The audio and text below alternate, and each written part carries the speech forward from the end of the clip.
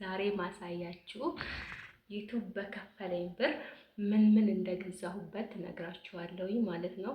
እና አንዳንድ ነገሮችን ነግራችኋለሁ። አሰላሙ አለይኩም ወራህመቱላሂ ወበረካቱ። ዶቼ እንዴት ናችሁ? ደህና ናችሁ ወይ? እኔ ደህና ነኝ አልሐምዱሊላህ። ለኔ ቤት አዲስ ሆናችሁ ሰዎች ሰብስክራይብ አድርጉኝ፣ ላይክ አድርጉኝ፣ አበረታቱኝ። ሰብስክራይቤን 10 ሺህ። በመጀመሪያ የገዛሁት ይሄን ሰፌድ ነው። ይሄ ሰፌድ ትልቅ ነው፣ አይታችሁታል በሌላኛው ቪዲዮዬ። እና ይሄ 3500 ብር ነው የገዛሁት ማለት ነው። ቆንጆዬ ሰፌድ ናት፣ የሀገራዊ ሰፌድ ናት። 3500 ብር ገዛሁት።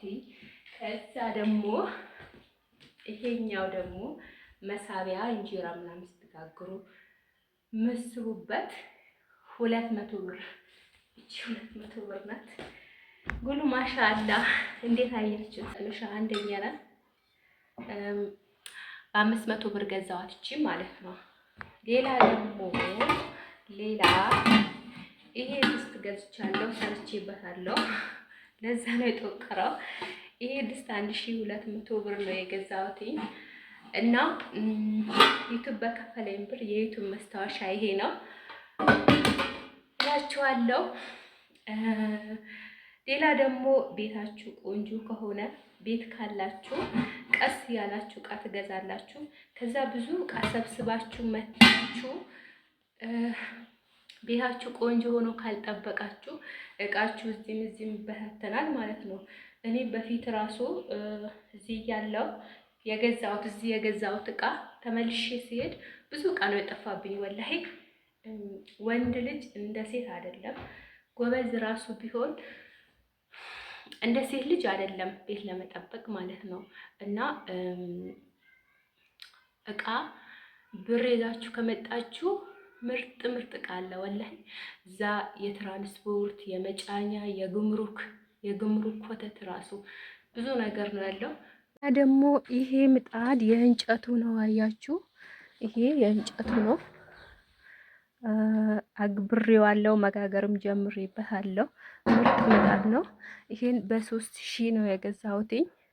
ይሄም ዩቲዩብ በከፈለኝ ብር ነው። ዩቲዩብ ክፈቱ፣ ስሩ ኢንሻአላህ። አሁን ዩቲዩብ ሲከፍለኝ መጀመሪያ ማሰራው ኪችን ካቢኔት ትንሿ ማለት ነው። እሷን እገዛለሁኝ ኢንሻአላህ። እሷን አሰራለሁኝ። ይሄ ብፌ የድሮ ብፌ የቆየ ብፌ ነው። ቢያንስ 5 ዓመት ይሆነዋል።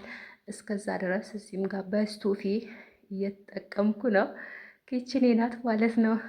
ማታ ጧት ኩሽና አልሄድም። ኩሽና አለን ግን ያው ተከራዮች ምናምን ስላሉበት እዛ ኪችን ካቢኔት ማድረግ አልችልም። እዚህ ዕቃ ቤቴ ላይ ነው ማድርገው ኢንሻአላህ። ዩቲዩብ ከከፈለኝ እሱን አሰራለሁ።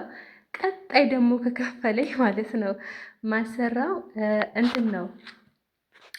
ምን ነበረ የኤሌክትሪክ ምጣድ ማለት ነው። እንጀራ ምጣድ የእንጨቱ ነው ያሉኝ። አሁን ኢትዮጵያ ላይ ሚዲያ ያለው ሰው ያደገ ሚዲያ ቲክቶክም ይሁን ፌስቡክ፣ ዩቲዩብ በጣም ነው የሚጠቅመው። ቲክቶክ ያላቸው ልጆች ማስታወቂያ ይሰራሉ፣ ኦንላይን ስራ ምናምን ይሰራሉ።